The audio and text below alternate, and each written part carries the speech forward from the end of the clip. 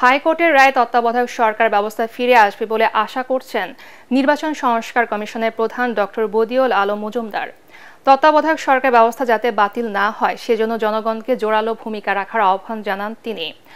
সকালে রাজধানীর আগারগাঁওয়ে এক অনুষ্ঠানে উপদেষ্টা এম সাখাওয়াত হোসেন বলেন, ভোটাধিকার নিশ্চিতে এখনও জনমনের শঙ্কা আছে। আরও জানাচ্ছেন রাসনা দাস।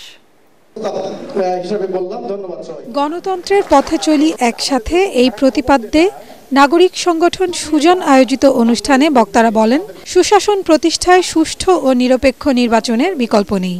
এ সময় সাবেক নির্বাচন কমিশনার ও অন্তর্বর্তী সরকারের উপদেষ্টা এম সাখাওয়াত হোসেন বলেন, বিগত 15 বছরে দেশের নির্বাচন কাঠামো ধ্বংস করেছে ফ্যাসিস্ট সরকার।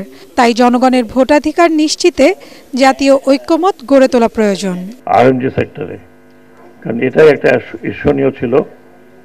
এখন এটা যেহেতু একটা সরকার পতিত হয়েছে, তারাও এর সাথে জড়িত হয়ে, তাদের বন্ধু রাষ্ট্রের সাথে জড়িত হয়ে কিছু সমস্যা তৈরি করছে, কিছু সমস্যা আমাদের ওয়ার্কাররা না বুঝে না শুনে করছে।